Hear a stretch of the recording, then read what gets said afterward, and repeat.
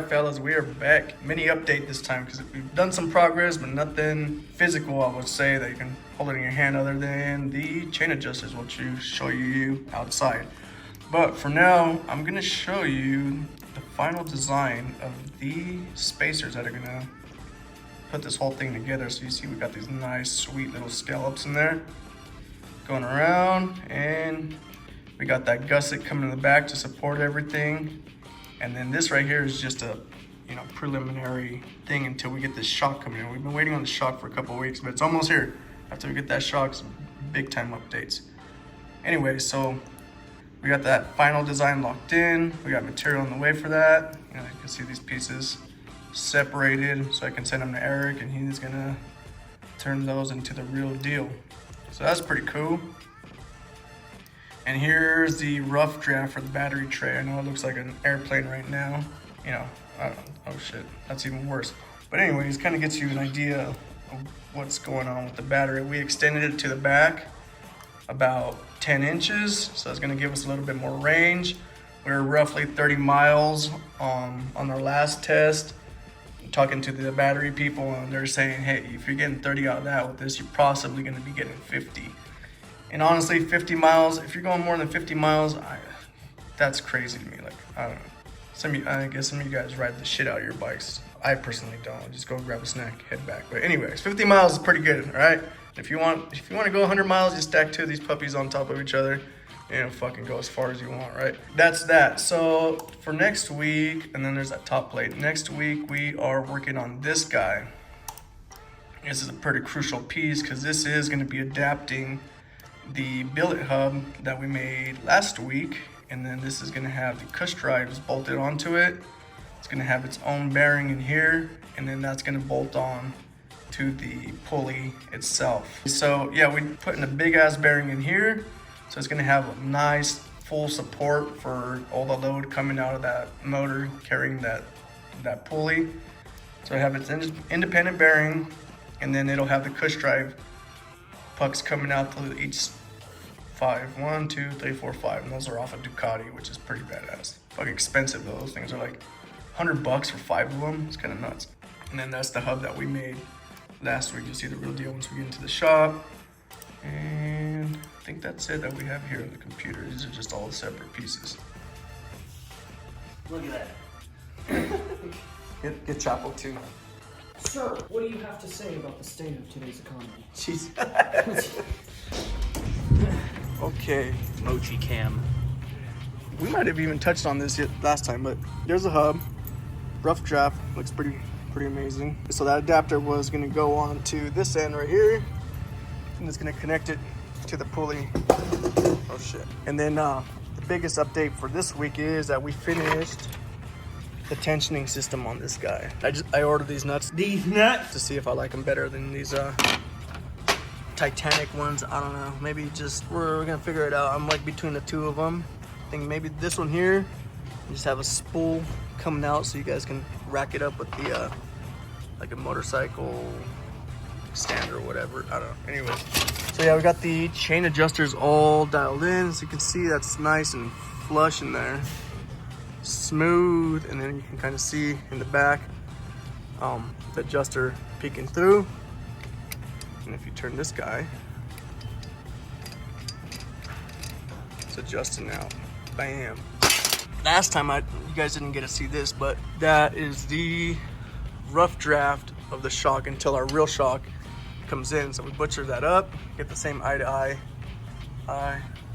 eye of the shock that should be here soon. And then we have our 3/8 plate. It's gonna be holding on the center shock mount. And then up here, we just kind of jerry-rigged it just to get our center point in there. So we put a bunch of holes in there. Looks like Swiss cheese.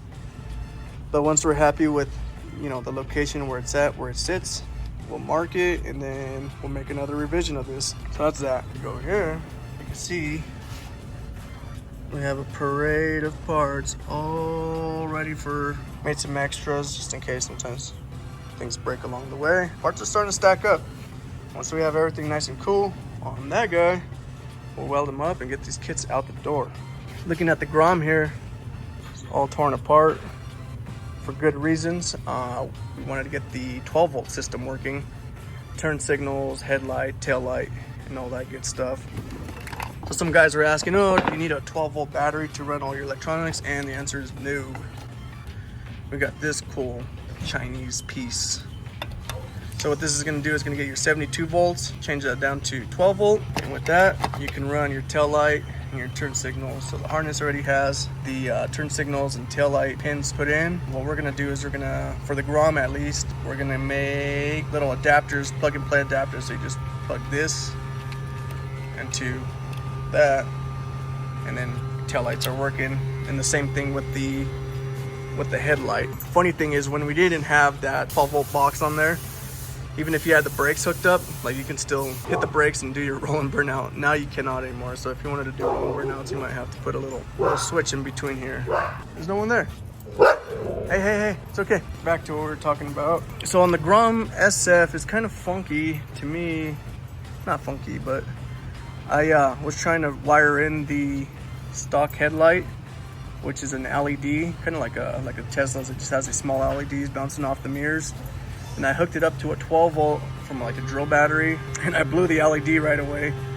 And I hooked it up to a 9 volt, and it seemed to work. So I'm guessing those lights are 9 volt, which kind of sucks because then you have to run another converter from 12 to 9 volt. But I did find a headlight that's bolt on to the Grom, the still stock light, and it runs on 12 volts. So I'll probably be using that. And then right here I just chopped up the stock harness just to wire everything into the new EV harness, get everything functioning as a stock bike would as you guys came out of the dealership with it. One thing that did happen along the way, when I plugged this thing in, the mode selector stopped working, and now it's just stuck in one mode. And then I hooked up the laptop, and I can change the modes on the laptop, but I can't change it by pushing the button. So that's kind of funny. I don't know if the controller's fucked or what. Trey's sending us another one. Yeah, sitting on the shelf, and we'll see if that was working or not. And then one thing being said is we did get the laptop hooked up, and it's actually super easy this time. And it was limiting this to 200 amps, I believe, and that was on our last drive. I opened it up all the way to 350. So this thing's like substantially faster than when I took it for a ride last time. And considering like the gearing on it, if you look at it, it's just made more for a top end. It doesn't like have that craziest bottom end, but it still boogies out of the line. So it's a pretty good setup. So it's kind of cool having that open. I think once we have that other motor in, geared down, we can play with the gear ratios a little bit. We're gonna try to make this faster than the McLaren on at least 0 to like 40 or something. I think it'd be kind of fun. I think yeah, we'll probably jump over to my computer screen. I'm going to show you what that looks like with all the settings you can change. We got this thing connected. As you can see, everything kind of pulled up in here. This is populating from what's on the controller right now. I don't know what all this stuff means yet. There's actually a pretty good YouTube video that breaks it down. But last time, this 250 right here was at 200. I put it at 250, and then that guy was saying is like that's like the max amp that is going to be pulling out of your battery. The controller I think is rated at 680. Don't hold me up to that. But anyways, my battery is capable of 350, so I'm gonna put 350 on there, and we're gonna write that in. Right, successful. So that was cool. Soft under voltage. So this is right here. If your battery starts, if it goes under that voltage, it just shuts off, so it doesn't damage your battery. So that's a kind of a cool setting. And then this is like, if it goes past that, it'll shut off. Anyways, we're still working on all that.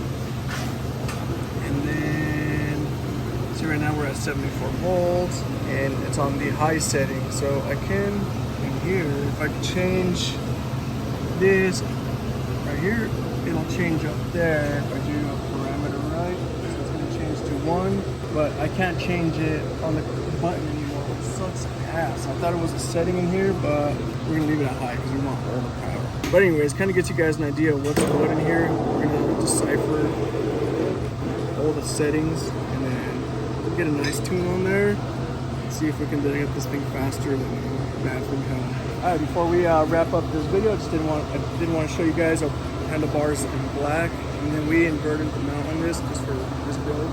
And this plus on the top. But I think, that black just came out pretty goddamn sick. About it for now, ladies and gentlemen. I think next week we'll have this shock.